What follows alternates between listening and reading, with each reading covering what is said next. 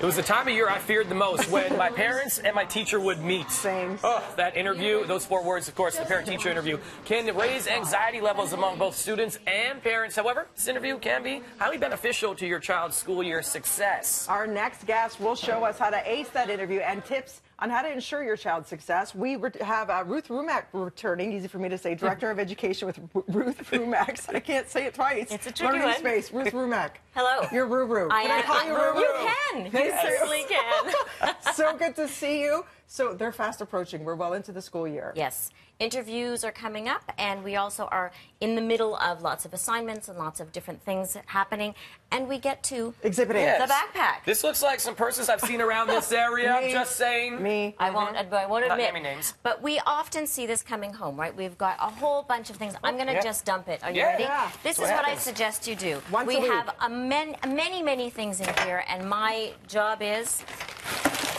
Empty the whole thing. That. Is this a random sock? It's a random sock, and I have found this in my children's knapsacks, absolutely. So what do we do with all this? In order to make sure that we don't lose anything and we know where everything is, my suggestion is you dump it once a week and then you sort. So you look for things that go together. You put all your math work together, all your English, all your French, etc., and the binders, and then you start to organize the binders. Forming healthy habits. And you Healthy do. habits. Speaking of healthy habits, you got to make sure you clean that container, because there's probably going to be half a sandwich left in there. Oh, yeah. Definitely. Science experiment.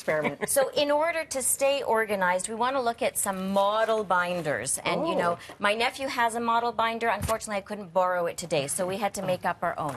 So this is the type of binder that has a zip, and it allows you to keep everything contained. It's got a place for everything. And then I like to use some handy dividers that have pockets, so that you can keep your things that don't fit with 3 rings in there.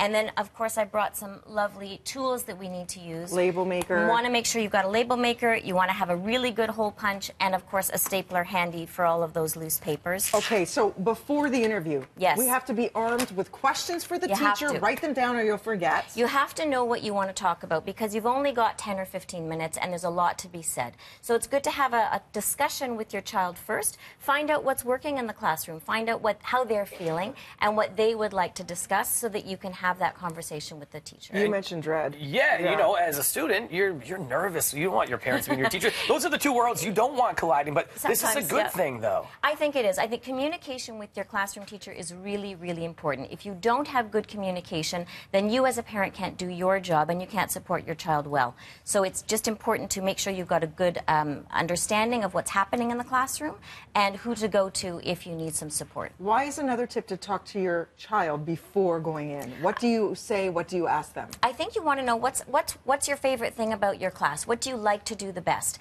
What are the things that are more challenging or more difficult? As a parent, you probably know, because you've already had that discussion. It's come out either with laughs of joy or tears.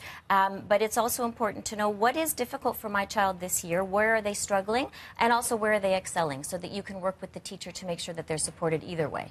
And with those conversations, you can have those questions prepared to bring to the teacher. Absolutely, yes. What happens if it's your child that doesn't necessarily like the teacher's teaching skill set? Yeah. Or maybe they're isolating them. That happens too, where it's reversed, where you have a lot of stuff to say about them as a teacher. So I would say come at it, you catch more flies with honey than with vinegar. So you want to start off with something positive. You want to open those lines of communication. You don't want to set the teacher off. And you want to have an open conversation. And I think it's good to put it in terms of, not you are doing this and this is my child's reaction, but perhaps I find that when my child comes home with homework, he's not sure what he's supposed to do. Is there a way we can make those instructions more clear, let's say? And that's it. I love these skill sets that you show, because these are things that you got to learn young. Otherwise, you turn out like Dina and I. Oh, it's so true. We somehow made it okay, though. Thank goodness. Also, there are many more tips, so make sure you guys check it out, breakfasttelevision.ca. You need a quiet little study space in this day and age with all the different distractions of social media and radio and TV. Yes. So I love that tip, too. Many more tips found breakfasttelevision.ca. Thanks so much. Right now, we're going to check in with Mel.